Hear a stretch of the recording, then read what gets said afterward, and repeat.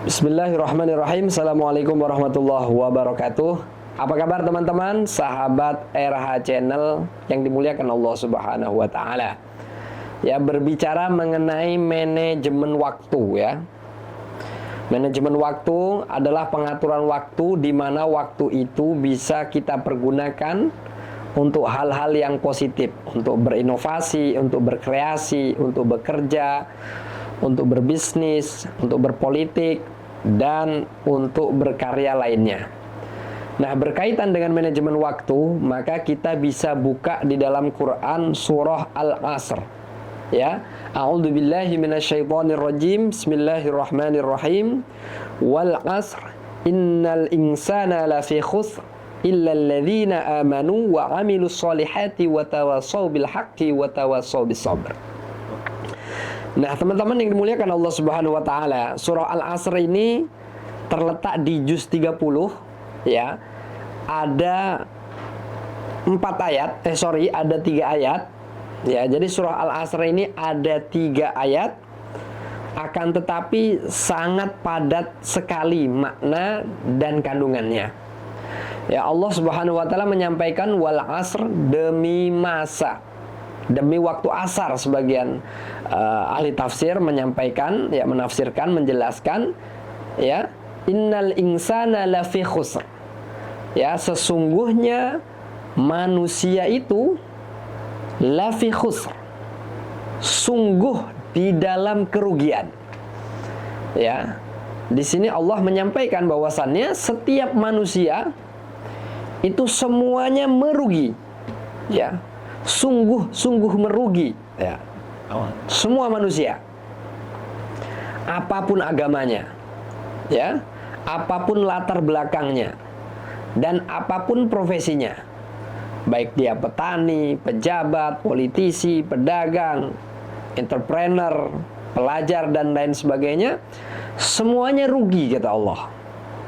Ya, illal ladzina amanu, kecuali ya orang-orang yang tidak rugi, manusia yang tidak rugi, ya, illal ladzina amanu, kecuali mereka itu dalam keadaan beriman.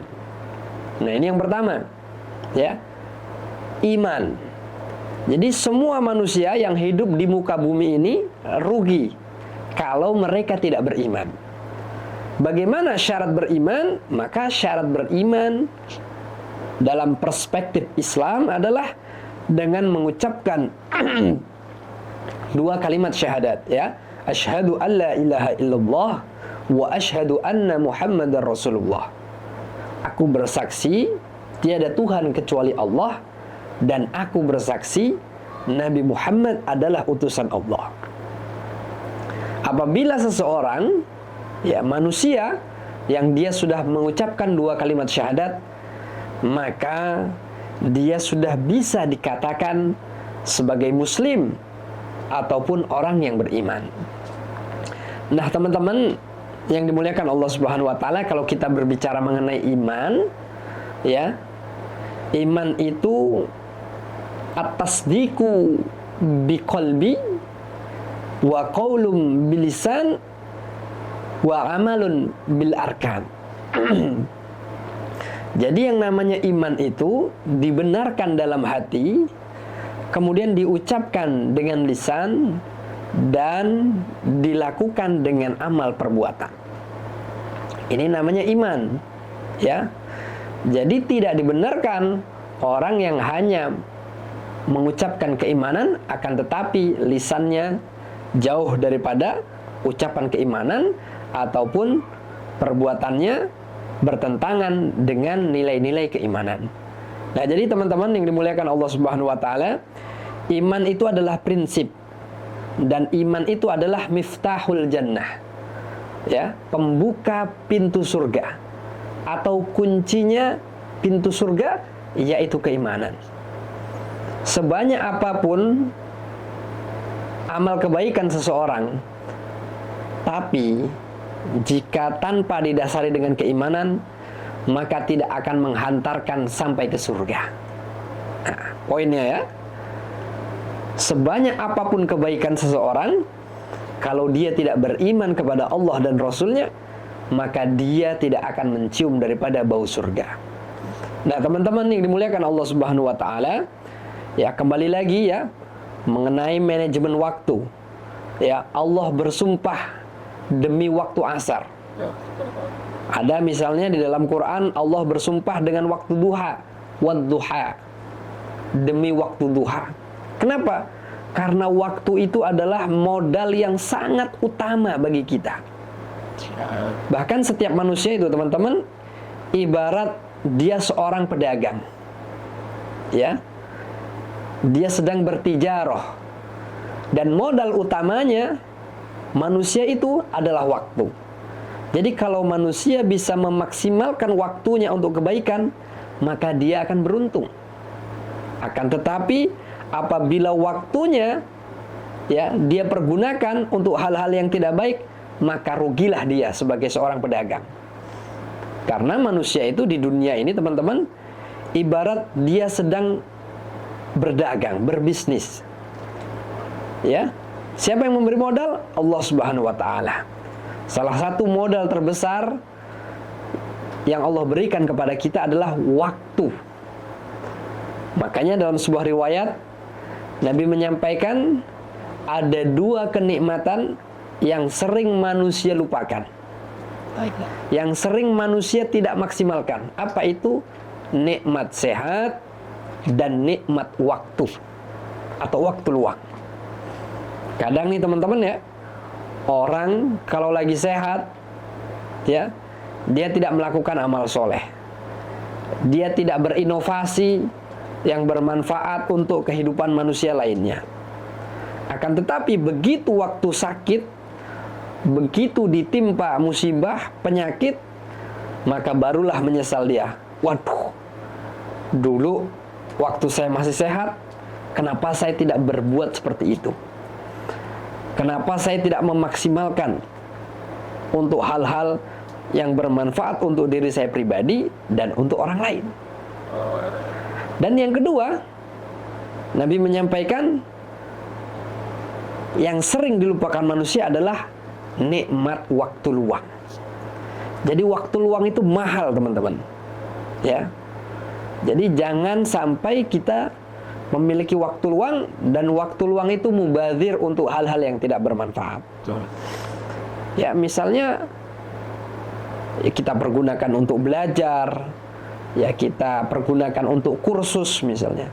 Kita pergunakan untuk membaca. Kita pergunakan untuk berinovasi, beramal soleh.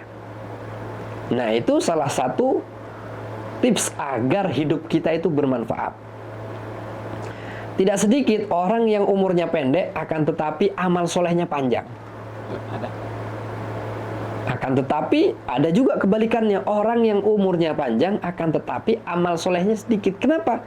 Karena dia tidak pandai memanfaatkan waktunya untuk melakukan kebaikan. Oke teman-teman, berbicara mengenai manajemen waktu, Allah menyampaikan ya, demi masa sesungguhnya manusia itu dalam keadaan yang sangat rugi kecuali dia beriman. Jadi apapun profesi kita, apapun aktivitas kita, apapun kesibukan kita, Allah memerintahkan agar setiap kita beriman. Kalau sudah beriman, maka insya Allah kita akan terlepas daripada kerugian. Yang kedua, wa'amilus sholihat. Ya, setelah beriman, maka hal yang harus kita lakukan adalah beramal soleh. Beramal soleh kalau kaitannya dengan Allah Subhanahu wa taala, ya. Hubungan vertikal kita kepada Allah dengan sholat, dengan membaca Quran, dengan kita membayar zakat, dengan kita safar, pergi haji dan umroh, maka itu bagian daripada ibadah hablum minallah, ya, hubungan vertikal kita kepada Allah Subhanahu wa taala. Ada amal soleh yang kaitannya dengan sesama manusia. Misalnya dengan kita memberi makan, itu bagian dari amal soleh. Di saat kita tersenyum kepada saudara kita, Di saat kita saling jumpa, maka itu bagian juga dari amal soleh. Ada jangkauan yang lebih besar lagi teman-teman. Misalnya kita dengan membangun sekolah, ya, untuk orang-orang di pedalaman, itu juga bagian dari amal soleh. Kita membuka lapangan pekerjaan, kita menjadi entrepreneur, berkarya, kemudian memanfaatkan sumber daya manusia yang ada, yang Allah titipkan kepada kita. Dengan pikiran kita, dengan ide kita, dengan kolbu kita, dengan kecerdasan intelektual kita, dengan kecerdasan spiritual kita, ya, kita gabungkan agar menjadi kekuatan yang besar untuk kita memanfaatkan sumber daya manusia yang ada ataupun sumber daya alam yang ada. Itu juga bagian dari amal soleh. Misalnya dengan mengambil batu bara, ya, dimanfaatkan untuk kemaslahatan umat manusia, itu bagian dari amal soleh. Misalnya dengan kita mengelola sumber daya alam, hutan, kemudian tambang emas, tambang nikel, silika, kemudian diolah agar menjadi bahan baku yang bisa dimanfaatkan untuk kehidupan manusia, itu juga bagian dari amal soleh. Jadi amal soleh dalam perspektif Islam itu sangat luas sekali teman-teman. Nah teman-teman yang dimuliakan Allah Subhanahu Wa Taala, ya, kembali lagi ke manajemen waktu tadi, ya, agar kita tidak merugi dunia dan akhirat. Yang pertama syaratnya adalah dengan iman, dan yang kedua dengan beramal soleh. Wa amilus solihati wa tawasau bil haqqi. Dan yang ketiga adalah dengan saling mewasiatkan di dalam kebenaran. Artinya apa? Setiap kita memiliki tanggung jawab untuk saling mengingatkan kepada saudara-saudara kita, baik itu yang seakidah dengan kita ataupun yang di luar daripada akidah kita. Ya, misalnya dengan podcast ini, ya, mungkin ada saudara-saudara kita yang mendapatkan hidayah, dia sampai mengucapkan 2 kalimat syahadat, maka Masya Allah, itu adalah amal soleh yang tidak terhingga pahalanya di sisi Allah Subhanahu Wa Taala. Wa tawasau bil haqqi, dan salinglah berwasiat di dalam kebaikan. Kalau kita melihat orang yang meninggal dunia, dia belum beriman kepada Allah, maka seharusnya kita pun sedih. Kenapa? Karena sangat sayang sekali. Kenapa dia meninggal dunia belum sampai mengucapkan 2 kalimat syahadat dan beriman kepada Allah Subhanahu Wa Taala. Sehingga kita memiliki kewajiban memandang setiap makhluk Allah itu dengan pandangan kasih sayang dan dengan pandangan cinta. Ya. Jangan pernah kita membenci seseorang karena latar belakang daripada agamanya atau keyakinannya. Tapi jadikanlah alasan kita mencintai seseorang itu karena mereka adalah hamba Allah Subhanahu Wa Taala ataupun Tuhan yang Maha Esa.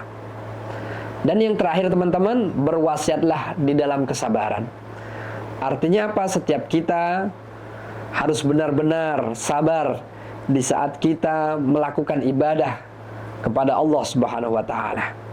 Misalnya dengan sholat, Allah mewajibkan 5 waktu dalam sehari semalam, maka kita pun harus dengan rasa bangga, bahagia, ikhlas mengerjakannya.